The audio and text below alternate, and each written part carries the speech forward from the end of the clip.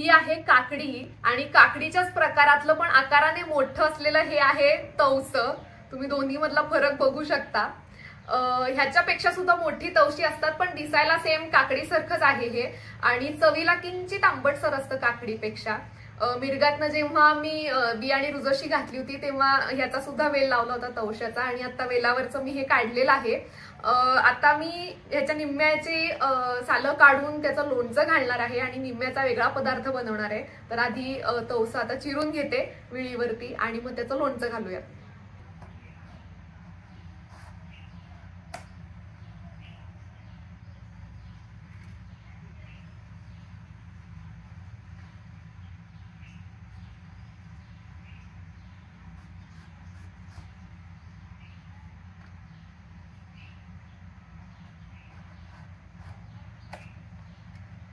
आता ह्याची सालं काढणार आणि बिया काढून घेणार, बिया आणि रस वेगळा काढून घेणार आणि तो सुद्धा लोणच्यात वापरायचा आहे आपल्याला। तर मी आता ह्याची सालं काढून घेते अगोदर।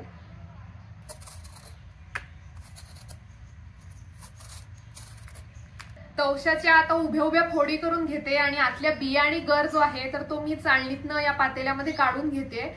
बिया नंतर आपल्याला सुकवून पुढच्या वेळेला लावायसाठी म्हणून त्या उपयोगी पडतात आणि गर आता लोणच्यात घालायचा आहे। तर मी म्हणून आता उभं करून घेते काप त्याचे।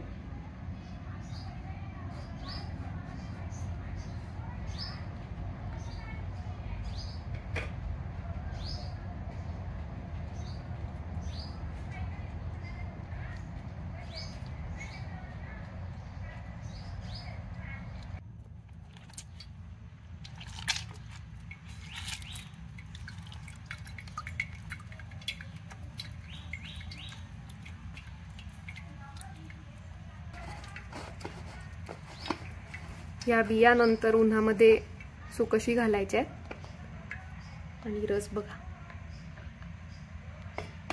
गर आणि बिया काढलेल्या आहेत मी आता ह्याच्या आणि खूप बारीक नाही आणि खूप जाड पण नाही अशा फोडी करून घ्यायच्यात। आता ह्याच्या अगदी बारीक केल्या तर काही दिवसांनी नरम पडतात फोडी आणि मग त्या अशा एकदम कुस्करल्या जाऊ शकतात किंवा मोठ्या असतील तर छान मुरल्या जाणार नाही, म्हणून मीडियम आकाराच्या साधारण 1-1.5 इंचाच्या फोडी करून घ्यायच्यात। आता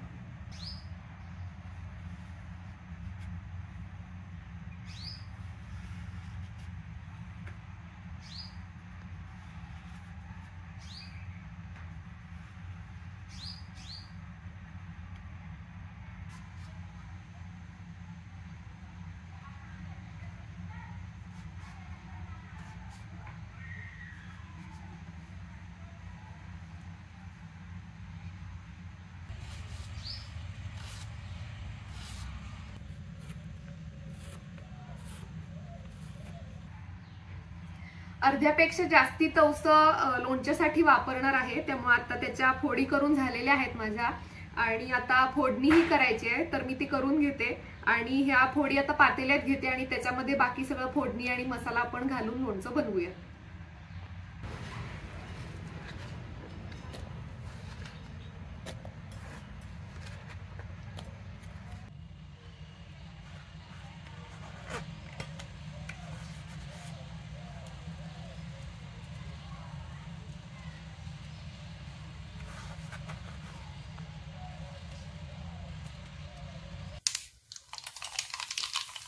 फोडणीमध्ये मोहरी, मेथीची पावडर, हिंग आणि हळद असं घालून घ्यायचंय।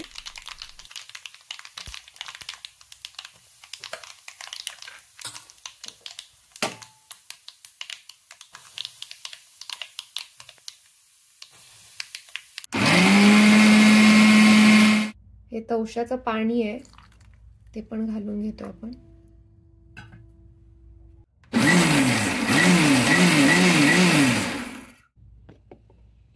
मोहरी फेसून झालेली आहे तयार, ह्याचा रंगही बदललेला आहे आणि ह्याचा वास, मोहरीचा वास जेव्हा फेसून झाल्यानंतर असा अगदी नाकात जातो तर त्याचा अर्थ मोहरी अगदी बरोबर फेसली गेली आहे। तर तसंच झालंय।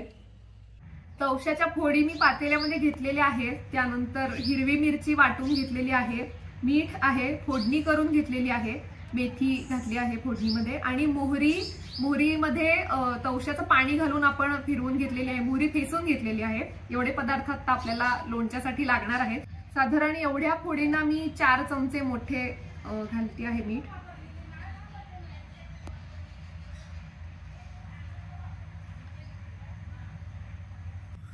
मिरची साधारण 1 चमचा घालते मी, आपल्याला हवं तसं आपण घालू शकतो. थोडी तिखट आहे मिरची, खूप पण तिखट चांगलं नाही लागत हे लोणचं, कारण ह्याच्यामध्ये खरी गंमत असते ती मोहरी फेसलेली जी अशी नाकात जाते मस्त, तर त्याची गंमत असते. त्यामुळे खूप तिखटही नाही करायचं हे लोणचं. आता मी ह्याच्यामध्ये ही मोहरी घालतेय.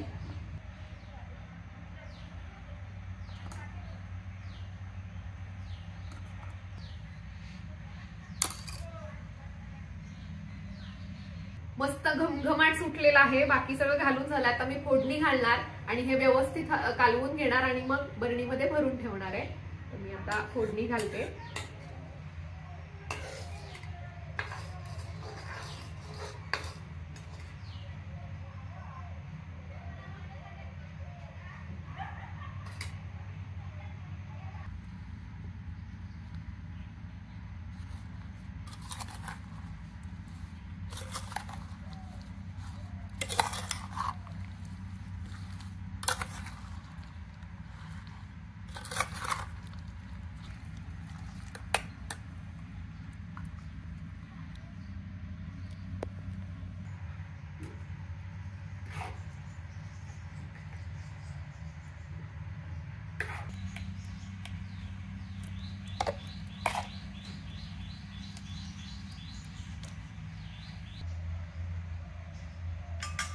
हे लोणचं वर्षभर टिकत नाही कैरीच्या लोणच्यासारखं, तर हे सीझनल लोणचं आहे. कारण ह्याच्यामध्ये कैरी इतका आंबटपणा नसतो, त्यामुळे 2-1 महिने हे लोणचं छान राहतं. आणि तुम्हाला जर बाजारात तवसं मिळालं तर त्याचं लोणचं करून बघा आणि जर आवडलं तर मला सांगायला विसरू नका. तर आता पुढचे 2 महिने मी या लोणच्यावरती मस्त ताव मारणार आहे. आता उरलेले तवशाचे मी करणार आहे अगदी कोकणातला खास पदार्थ आहे, तो म्हणजे पातोळे. तर त्याच्यासाठी मी ह्याची सालं काढून घेते आणि बिया वेगळ्या करून घेणार. जो काही रस असेल तो आपल्याला वापरायचाच आहे आणि मोठ्या मोठ्या फोडी करून त्या खिसून घ्यायच्या आहेत. तर अगोदर मी ह्याचे मोठे काप करून सालं काढून घेते.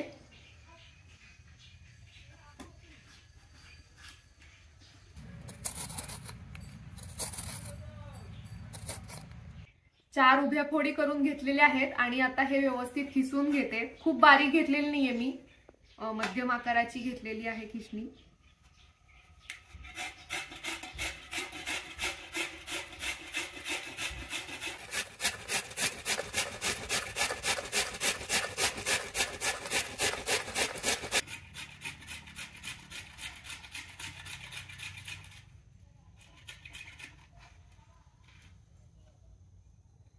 झालेला आहे खिसून माझा.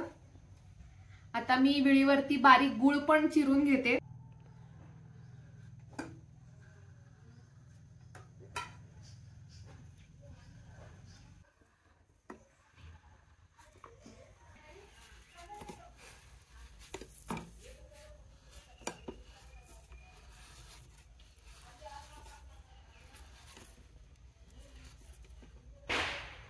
खिसलेल्या घरातलं जास्तीचं पाणी काढून घेतलेलं आहे, खूप पाणी नाही ठेवलेलं. मीठ अगदी थोडंसं घेणार आहे चवीसाठी, हळद, त्यानंतर गुळ खिसून घेतलाय आणि तांदळाचं पीठ असं आपल्याला लागणार आहे. तर साधारण या एका वाटीमध्ये पूर्ण सपाट भरून गर झालेला आहे.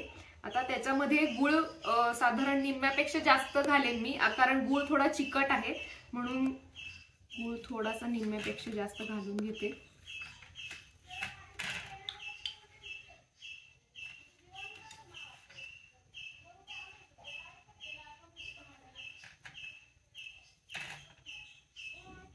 बस एवढा गुळ लागेल.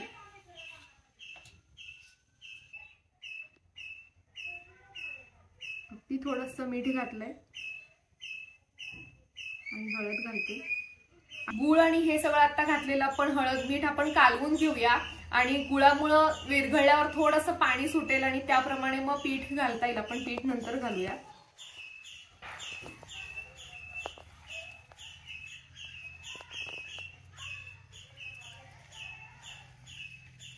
आपलं साधारण थालीपीठाचं पीठ कसं असतं त्या कन्सिस्टन्सीचं हे पीठ लागतं आपल्याला बनवायला.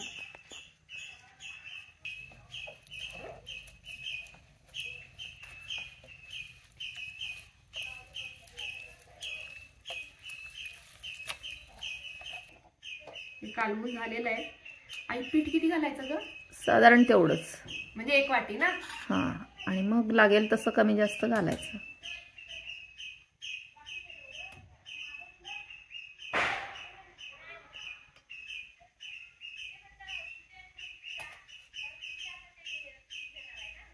अगदी सपाट घ्यायचंय का? हा बस, आत्ता आधी बस.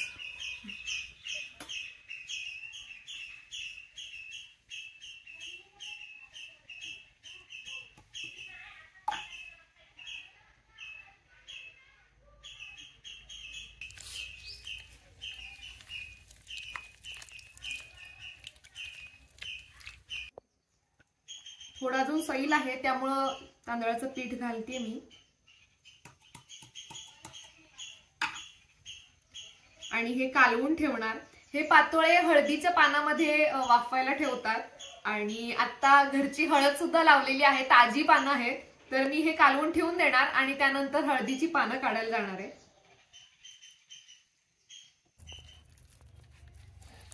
लागेल तसं पीठ घालत घालत हे बनवलेलं आहे. आता खूप पातळ नाही आणि अगदी घट्ट पण नाहीये, पानाला लावता येईल असं बनवलेलं आहे.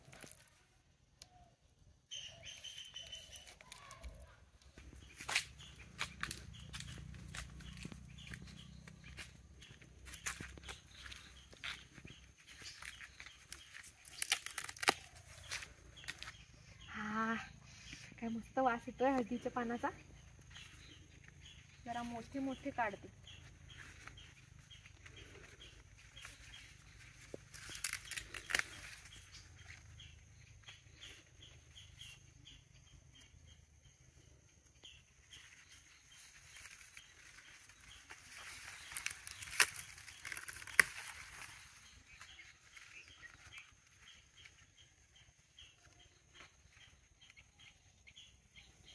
थोडीशी आई पिवळी व्हायला लागलेली चालतील ना ग पानं? चालतात.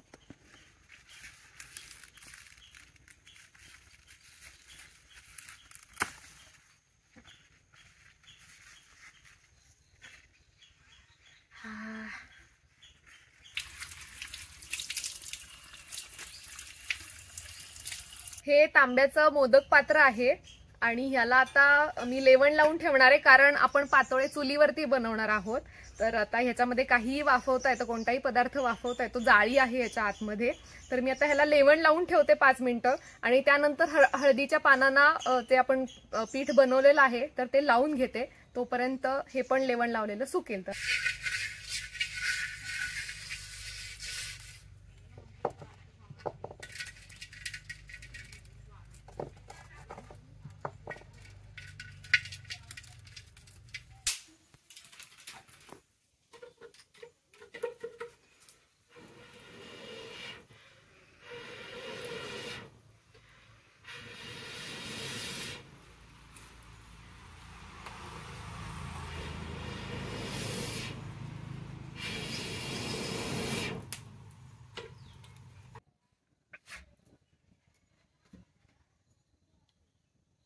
ह्याच्यामध्ये पाणी घालून ठेवते आणि विस्तव थोडा पुढं करून ठेवते, म्हणजे पाणी चांगलं तापेल.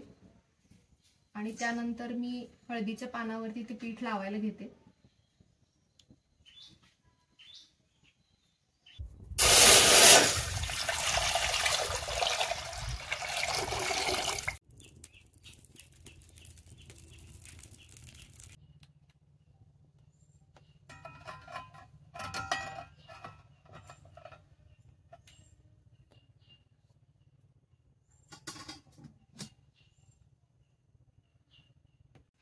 हळदीच्या पानांना पाठच्या बाजूला आता मी हे पीठ लावतेय आणि हात ओला करायला पाणी घेतलंय.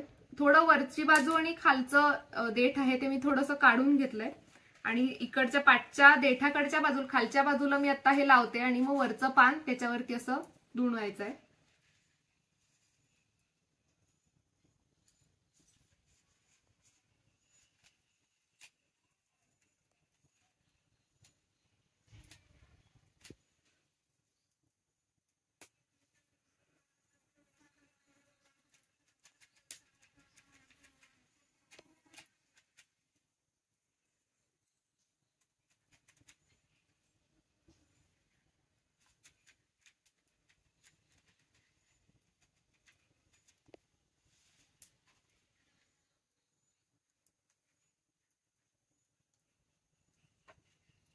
झालेला आहे लावून.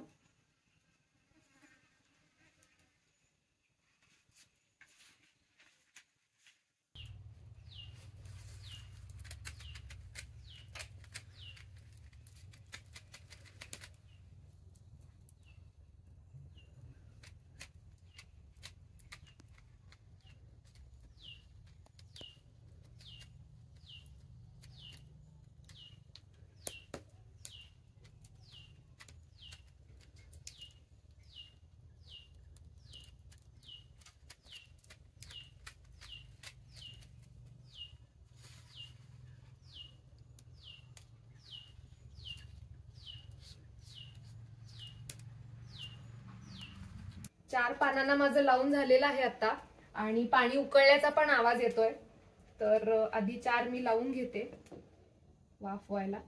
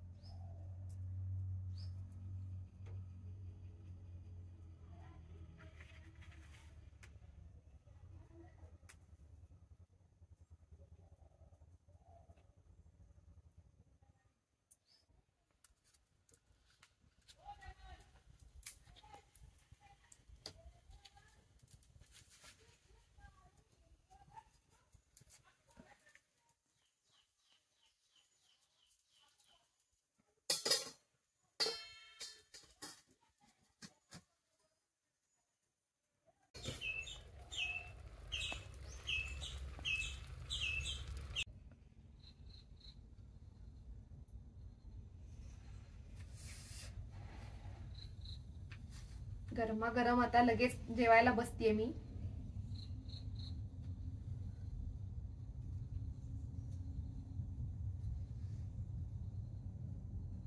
ह्याच्यावरती घरचं तूप घेते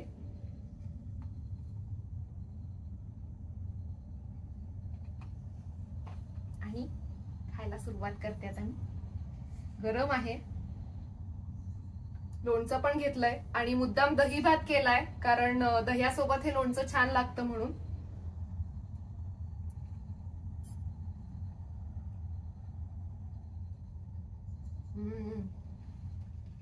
बढिया.